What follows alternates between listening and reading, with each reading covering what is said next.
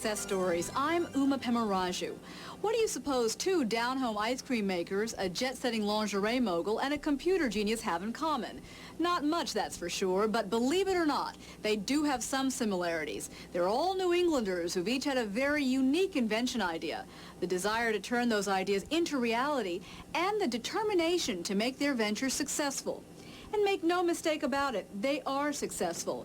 And there's one more common thread between them. They're all here tonight to share with you the tales that took them to the top.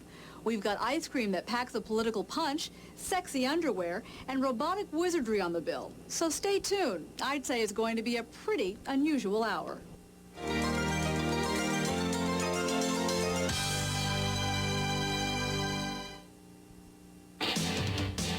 How far technology has come, and yet we seem to take for granted how much it has altered our lives. Not too long ago, it might have seemed extravagant to own a personal computer. Today, many people can't get by without one. And who would have thought that we'd see the day when a computerized scanner adds up your grocery bill? And what about automatic bank machines and computerized security systems? It all sounds like something out of a sci-fi movie, but they are indeed a part of everyday life because a few pioneers of science dared to experiment with concepts that we only dreamed about. Today, the big challenge for computer scientists is artificial intelligence, machines that can perform functions like reading aloud from printed material, music machines that can recreate any sound it hears, machines that type while you dictate. It seems almost unthinkable, but our next success story is about a man who has, in fact, invented machines that think. Ray Kurzweil was born in Queens, New York in 1948. His mother was an artist, his father a noted orchestra conductor, both highly intellectual. So perhaps it came as no surprise that at the age of 5, Ray knew for certain that he would be a scientist. A few years later, when most boys were discovering girls and sports, Ray discovered an infant technology, the computer. I became interested in computers really around 11 or 12. I built a computer, my first computer at that time, and a little bit later in high school I built a computer that could analyze melodies and develop what I called a pattern recognition model of why melodies of a particular composer sounded good, or what differentiated melodies from of a particular composer from another composer. And it could then actually compose melodies in the style of the composer, say Mozart or Chopin, that it had analyzed. It would sound like a third-rate student of Mozart.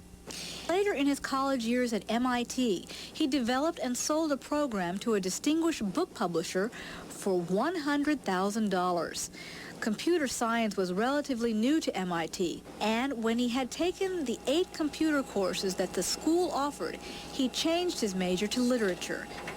He graduated with a combined bachelor's degree in these 2 areas and decided to direct his attention to solving a specific technological problem that had perturbed him since high school. My primary area of interest within computers is a field called pattern recognition, which is teaching computers how to recognize patterns like printed letters or speech. If we look at a scene and see a cat on a table, we immediately can tell that that's a cat. That's pattern recognition, and that is actually the most difficult aspect of human intelligence. Very early on in computer science, we were able to teach computers to play chess, solve mathematical theorems, things which adults find hard to do well. Yet today, it's still a challenge to teach a computer how to tell the difference between a cat and a dog, which a small child is able to do. That's been my main area of interest. About half of the human brain, at least, is devoted to this area of pattern recognition, and it has become an increasing area of interest within computers, because we realize that for computers to do useful things, they're going to be able to have to recognize patterns the same way people do. Character recognition, the ability to tell an A from a B, regardless of what typeface it's printed in, has long been a classical problem in pattern recognition. And in 1974, I set up a company, Kurzweil Computer Products, to solve that problem. Page canceled. Scanner ready for next page. And solve it he did. Ray invented a computer, the first of its kind that has the ability to scan printed material and read aloud using synthetic speech. For the first time ever, blind people could read without assistance. Al Gazagian has worked for John Hancock Company since 1952 and received a personal reader in his office in January of 1987. He recalls the day it arrived. Unpacked it and got it going. Matter of fact, I came in the following day, Saturday, to kind of work on it and began using it immediately to read all kinds of documents, memos, manuals, books, reports, tables, you name it. One example is this security booklet, employee security program booklet. We've had it for years. I always thought I really should sit down and read this thing sometime, or at least the sections that pertained to me, but somehow you just never got time to do it, or never got around to doing it. So one of the things I did quite early on with the Kurzweil is, in fact, read that book, or the portions that I cared about, and I learned quite a bit. And it was just so nice to be able to do that sort of thing. I've begun subscribing to certain things that I did not subscribe to before because I knew I'd never get around to reading them. And of course, the idea, now that I'm fortunate enough also to have one of these things at home, which I did because I liked it so much in here, actually taking books out of the public library and reading them, that really is kind of an exciting thing for those of us who haven't been able to do that. 75%.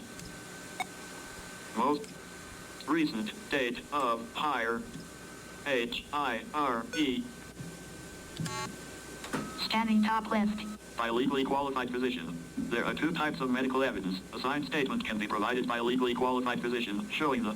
I can remember one time my secretary started reading a questionnaire that I was supposed to complete. It was sort of a medical type thing for the clinic, and we got into some questions that, well, you just didn't want to have a secretary reading to you. And it would have been nice to have the scanner here to do that myself. Another of Ray's first customers for the voice reader was none other than Stevie Wonder. He was so pleased with the product that he agreed to appear in a television advertisement. Ever wonder how Stevie Wonder reads his mail? Dear Stevie, I love your music. With an amazing machine that can read out loud, it scans printed words and turns them into spoken words. You're the greatest. A loan program begun by Xerox and the American Foundation for the Blind will make them available to those who must make their ears do what their eyes cannot. This is magic. Ray and Stevie's mutual interest in automation evolved into a friendship. It was during one of their casual conversations that Ray was presented with what could become his next technological challenge. I had occasion to talk with him around 1982 about music technology, and he was lamenting the fact that there were two different worlds of musical instruments. There were the acoustic world, which are instruments like piano and violin and guitar, which were still the sounds of choice for musicians. But it was very hard to control those instruments. In fact, you couldn't even play them unless you played a variety of instruments. You couldn't play them simultaneously. There was the electronic world where you could play instruments simultaneously. You could modify the sounds. You could sequence them so that you could play a whole orchestra at once. But the sounds you had to work with were very thin, electrical sounding, synthetic sounds. And he said, wouldn't it be great if we could apply these very powerful artistic control methods that electronics provides to the sounds of choice in the acoustic world, piano sounds, violins, and so on. And that really was the challenge of Kurzweil Music Systems. In 1984, Kurzweil Music Systems began shipping out the Kurzweil 250, unique in that it could realistically recreate the sounds of hundreds of instruments, from the human voice to the elusive acoustic piano. Mike Brigida, professor of music synthesis at Berklee School of Music. There's no way in my lifetime that I'll be able to learn how to play flute, clarinet, trumpet, trombone, harp, sing, violin, cello, drums, timpani, all of these instruments. Yes, one can play at them, But to have the dexterity on keyboard and then to be able to make these sounds, to sit down at an instrument like that is just a joy. It's a fun experience, a gratifying experience. I can listen to my own compositions. I don't have to try to put together an ensemble to audition my own compositions.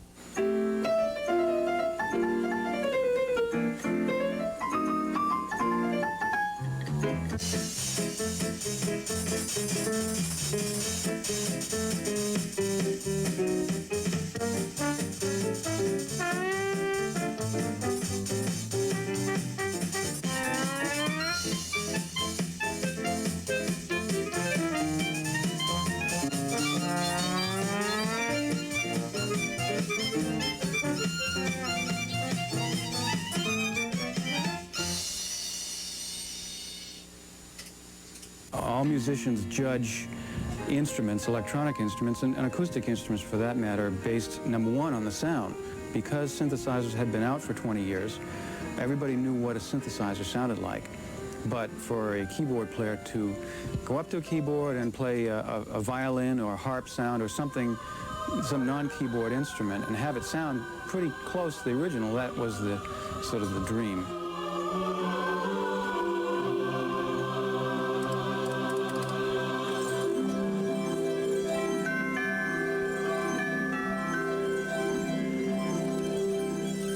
The Kurzweil 250 received a lot of media attention. This morning, we could really use the words amazing and awesome for a device called the Kurzweil 250 and for the mind of this man, who is Ray Kurzweil, who invented this device.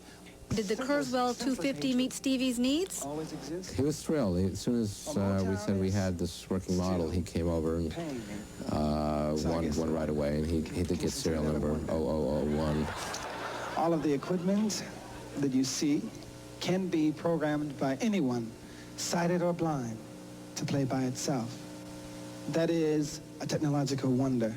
Ray's latest invention solves yet another problem associated with pattern recognition, this time in the form of speech. Speech patterns have always puzzled computer scientists because the patterns created by two people saying the same word often differ significantly. If you look at two different people saying the word baby, it looks dramatically different. Yet again, there must be some invariant features that makes them the same word and allows us to recognize it as the same word. That's the heart of the problem, trying to find what those invariant features are that's the same between two different utterances of the same word.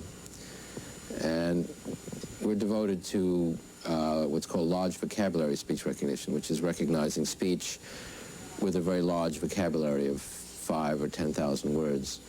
Large enough to create written documents. In a hospital emergency room, time is precious, often a matter of life and death. Unfortunately, it is the norm for the doctor to spend almost as much time on paperwork as he does on a patient. Ray's newest technology, Voice EM, a voice recognition system, can cut form-filling time virtually in half. From Mercy Hospital in Springfield, Massachusetts, Dr. John Holbrook.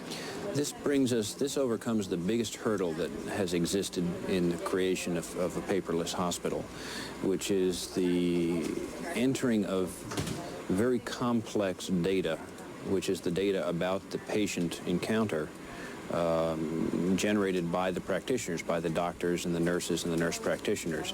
That data has never been able to be captured before, because people don't have the time and the patience in the busy practice of medicine to type that stuff into computers. The ability to use voice to enter that material into computers makes it rapid and user-friendly. So at the human interface, at the humans using the computer, the voice technology is what really makes the capture of the record possible. After that, everything is easy. Testing. 1, 2, 3, 4, 5, 6, 7, 8. Demographics. 1, 7 years, white, female, ankle sprain, right, twisting, 1 hour, continue, right, limited range, scratch that, full range. Ace bandage, signature. The ultimate goal is to convert the emergency room to a paperless emergency room. We estimate that perhaps 25% of the cost of delivering health care in a hospital goes to just creating and pushing around pieces of paper. And so we anticipate a huge monumental cost saving if we can ever approach a paperless emergency room. It's difficult for most of us to apply such terms as common sense and intelligence to a machine. Ray Kurzweil, however, knows the future of computers, and that future is machines that think. Computers are interesting because today they are affecting just about every discipline.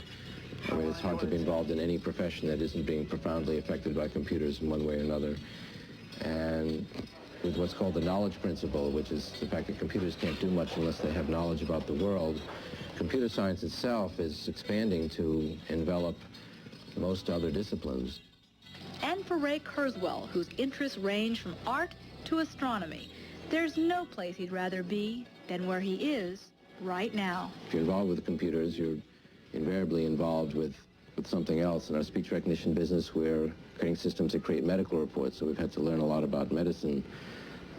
In the music company, we're learning a lot about music education and the nature of music and teaching music theory to our instruments so that they in turn can teach music theory to children. So you really get involved in a lot of things other than computers by studying computers. It's a very good vantage point to have a variety of interests in other fields. In early 1980, Xerox Corporation became interested in Ray's work, and later that year, they purchased his reading machine. Ray, however, remains chairman and chief executive officer of what's called the Kurzweil Reading Machine division of Xerox. Xerox is also a leading investor in Ray's voice recognition company, Kurzweil Applied Intelligence. These days, besides running his 3 businesses, Ray is also working on a first draft of a new book. Not about high technology or machines of the future, as you might think, but a diet book. It seems he wanted to lose some weight, and being the analytical sort, he did some in-depth research on the subject. He's also managed to drop around 40 pounds, so I'd venture to say that he's compiled some dieting information that will be of great value to many people. Now, if he can just invent a machine that blocks your path whenever you head for the late-night snack. We'll be right back.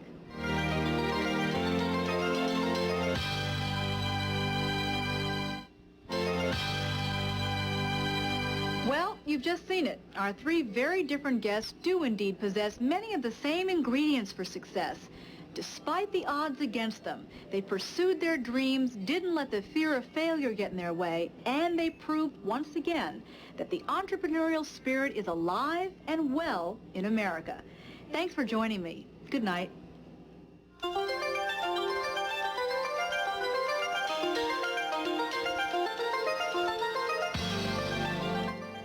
Coming up next on Prime Movie 25, a disastrous chemical spill uncovers government secrets in Warning Sign. Next on Fox 25.